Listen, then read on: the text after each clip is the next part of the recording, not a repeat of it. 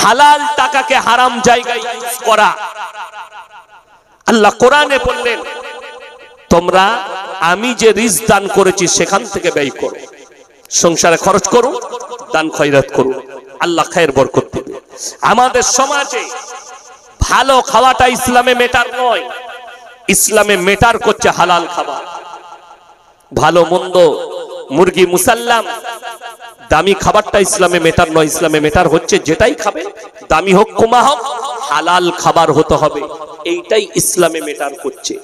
আমার ভাই, অনুরোধ করে যাচ্ছি, কেউ হারামের দিকে যাবেন না, হারাম থেকে নিজেদিকে বাঁচান, বঞ্চিত করুন। ওয়ামিম্মা রাযাকনাহুম ইউনফিকুন ওয়াল্লাযীনা ইউমিনুনা বিমা উনজিলা ইলাইকা ওয়া মা উনজিলা মিন ক্বাবলিক। আমি যতগুলো নবী পয়গম্বর পাঠিয়েছি, এদিকে জানো এরা নবী পয়গম্বর বলে, নবী বলে বিশ্বাস করে। আপনি যদি বিশ্বাস না করেন, দেখুন খ্রিস্টানরা যদি মুহাম্মদ সাল্লাল্লাহু আলাইহি সাল্লামকে গালি দেয়, আপনি কিন্তু গালি দিতে পাবেন না ঈসা নবীকে। আমাদের অনেক মুসলিম অজ্ঞ, সাধারণ যারা যুবক আছেন, যুবতী আছেন, পড়াশোনা করেন, ব্যবসা করেন, যাদের কাছে দ্বীনি ইলম নাই, তারা বিশেষ করে শুনে যান, কোরআনে আল্লাহ তাআলা এত সুন্দর উপদেশ দিয়েছে, ওয়ালা তাসুব্বুল্লাযীনা ইয়াদউনা মিন দুনিল্লাহি ফায়াসুব্বুল্লাহা আদওয়াম বিগাইরি ইলম। তোমরা তাদের দেবদেবীকে গালি দিও না যারা আল্লাহ ছাড়া অপরের ইবাদত করে। এটা আল্লাহ নিজে বললেন। কেন? অজ্ঞাত অবস্থায় সে তোমার আল্লাহকে গালি দিলে তোমার ক্ষতি হবে। কথাটা বুঝতে পেরেছেন না? আল্লাহ এটা কোরআনে বললেন, ওয়ালা তাসুব্বুল্লাযীনা ইয়াদউনা মিন দুনিল্লাহ ফায়াসুব্বুল্লাহা আদওয়াম বিগাইরি ইলম। অজ্ঞাত অবস্থায় তারা তোমার আল্লাহকে গালি দিবে, তাই তোমরা কারো ধর্মকে, কারো দেবদেবীকে গালি দিও, সে তোমার আল্লাহকে গালি দেবে। এই জন্য আল্লাহ তাআলা এই আয়াতটার উপরে মুফাসসিরিনরা বড় গুরুত্ব দিয়েছে। আমাদের অনেক বক্তা আছে, তারা স্টেজে চেপে অন্য ধর্মের দেবদেবীর জন্য কূর্তি করে, অন্য ধর্মের জন্য কুরুচিকর মন্তব্য করে। এরকম বক্তা থেকে দূরে থাকবেন, যাদের হাদিস কোরআনের ইলম কালাম। আপনি নিজের ধর্মের প্রচার করুন। আপনি এটা বলতে পারেন, আমি অনেক জলসায় বলি, আল্লাহ ব্যতীত অপরকে রব হিসাবে মানা শিরকের মতো পাপ, জঘন্যতম পাপ। আল্লাহর কাছে যতগুলো পাপ আছে, সব থেকে জঘন্যতম পাপ হচ্ছে শিরকের পাপ। আল্লাহ ব্যতীত গাছকে সিজদা করা, আল্লাহ ব্যতীত কবরকে সিজদা করা, আল্লাহ ব্যতীত কবরের কাছে চাওয়া, আল্লাহ ব্যতীত গাছের কাছে চাওয়া, আল্লাহ ব্যতীত কোনো পীরের কাছে চাওয়া, আল্লাহ ব্যতীত কোনো মূর্তির কাছে চাওয়া, কোনো পাথরের কাছে চাওয়া, আগুনের কাছে চাওয়া, সূর্যের কাছে চাওয়া, চন্দ্রের কাছে চাওয়া, এগুলো হচ্ছে মারাত্মক শিরক। আল্লাহ সব গুনাহ ক্ষমা করবেন। কেউ যদি জেনে শুনে আল্লাহর সঙ্গে কেউ শরীক করে, শিরক করে, এই গুনাহ আমার আল্লাহ জীবনে ক্ষমা করবেন না। আপনি এই দাওয়াতটা দিতে পারেন কার কাছে? প্রত্যেকটা পৃথিবীর মানুষের কাছে। তোমরা অন্য, কিন্তু আপনি কারো দেবদেবীকে গালি দিতে পারেন না, কারো ধর্মকে গালি দিতে পারেন না। সে জানেই না, আল্লাহ সম্পর্কে তার জ্ঞান নেই, রাসূল সম্পর্কে জ্ঞান নেই, সে তোমার আল্লাহকে গালি দিয়ে বসলে ক্ষতিটা তোমার হবে। ইসলাম এত সুন্দর, আল্লাহর নবী জনাবে মুহাম্মদুর রাসূলুল্লাহ, সকলে বলেন সাল্লাল্লাহু আলাইহি সাল্লাম, তিনি সম্প্রীতি বুঝিয়েছেন, যে মুসলিমদের সম্প্রীতি। হে নবী, নবী বললেন, হে আমার সাহাবীরা শোনো, তোমরা এমন একটা চরিত্র ব্যবহার করো যে চরিত্রের দ্বারা পৃথিবীর মানুষ যেন লাভবান হয়। তোমার বাড়ির পাশে তোমরা লক্ষ্য করো না, সে খ্রিস্টান হোক, দলিত হোক, আদিবাসী হোক, হিন্দু হোক, যে ধর্মেরই মানুষ হোক, সে যদি ক্ষুধার্ত হয় খাবার দাও, বস্ত্রহীন হলে বস্ত্র দাও, বিপদে পড়লে তার পাশে দাঁড়াও। এইটা হচ্ছে রাসূল সাল্লাল্লাহু আলাইহি সাল্লামের আখলাক। আমার ভাই, অনুরোধ করে বলে যাচ্ছি আপনাদের সকলকে, সবাই দ্বীনের উপরে প্রতিষ্ঠিত হব, জোরে বলুন ইনশাআল্লাহ। নামাজটাকে নামাজের মতো করে নেন, মাজাক বানাবেন না, নামাজের মাজাক করবেন না। আজানটাকে শরীয়তের একটা গন্ডি মনে করুন, মজাক বানাবেন না। পয়সা 10 টাকা বেশি খরচ হোক, নামাজটা সুন্দর হোক, আজানটা সুন্দর হোক। জানেন সৈয়দনা বেলাল হাবশী রাদিয়াল্লাহু তাআলা আনহু, আপনার চোখ দিয়ে পানি আসবে। নবীজি যেদিনে দুনিয়া ছেড়েছে, আজান দিতে গিয়ে 11 বার বেহুশ হয়েছিলেন হযরতে সৈয়দনা বেলাল হাবশী রাদিয়াল্লাহু তাআলা। দুঃখে বেদনা 11 বার বেহুশ হয়েছিলেন। 3 দিন পরে মদিনা ছেড়ে শাম দেশে চলে গেলেন। তিনি স্বপ্নে দেখলেন, নবীজি স্বপ্নে বললেন, হে বেলাল, এই 3 বছরে কি তোমার আমাকে একবারও মনে পড়েনি? হযরতে বেলাল সফর শুরু করলেন ফজরের সময়। তারপরের দিন ফজরের সময় এসে পৌঁছালেন তাহাজ্জুদের ওয়াক্ত। হযরতে সৈয়দনা বেলাল হাবশী রাদিয়াল্লাহু তাআলা আনহু মদিনায় পৌঁছে গেলেন। যখন সাহাবীরা দেখলেন হযরতে হোসেন রাদিয়াল্লাহু তাআলা আনহু জড়িয়ে ধরে কাঁদলেন আর বললেন, হে বেলাল, কতদিন তোমার গলার ওই মধুর্য আওয়াজ শুনিনি, আজকে তুমি আজানটা দাও। বেলাল হাবশী বললেন, হে হোসেন, আমাকে অনুরোধ করো না।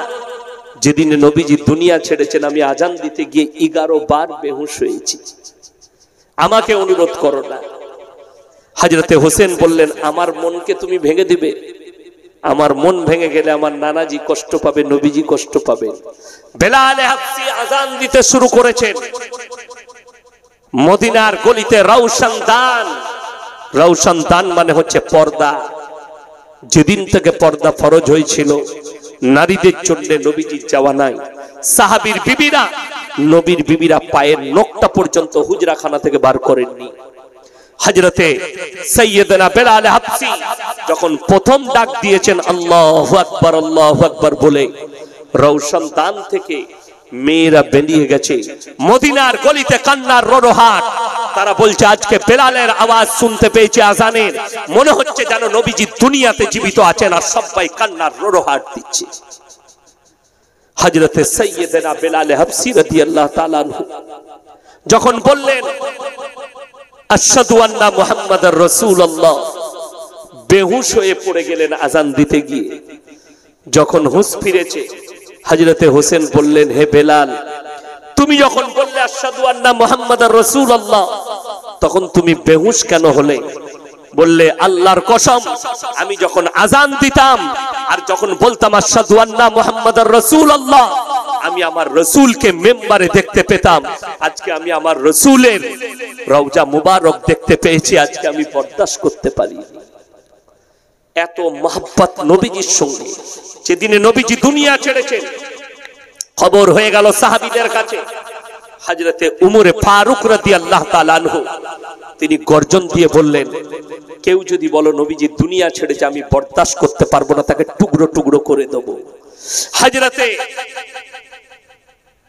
আবু বকর সিদ্দিক রাদিয়াল্লাহু তাআলা আনহু বুকে জড়ালেন আর বললেন, হে উমর, এই কথা বলো না, কোরআনকে মিথ্যা বলা হবে। কোরআনে আছে কুল্লু নাফসিন যায়কাতুল মাউত, যতগুলো জানদার দুনিয়ার বুকে এসেছে মৃত্যুর স্বাদ গ্রহণ করতেই হবে, এটা কোরআন।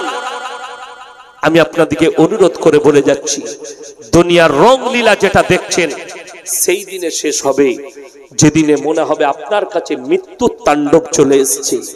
আল্লাহ ওই জন্য কোরআনে বলে, ওমাল হায়াতুদ দুনিয়া ইল্লা মাতাউল গুরুর, এই দুনিয়ার জীবনটা তোমাদের জন্য সম্পূর্ণ ধোঁকা, তুমি ধোঁকায় পড়ে আছো।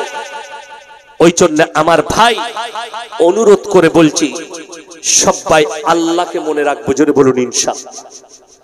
হযরতে আবু বকর সিদ্দিক রাদিয়াল্লাহু তাআলা আনহু নবীজিকে জিজ্ঞেস করলেন, ইয়া রাসূলুল্লাহ, পৃথিবীর মধ্যে সবথেকে জ্ঞানী ব্যক্তি কে? নবীজি উত্তরে কি বললেন জানেন?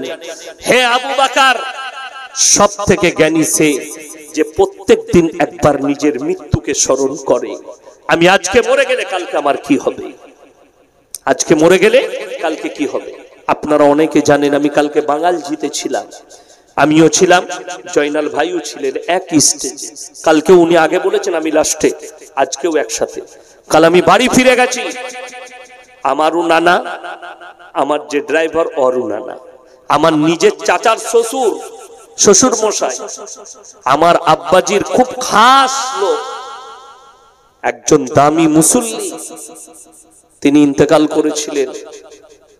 জানাজার নামাজ পড়লাম।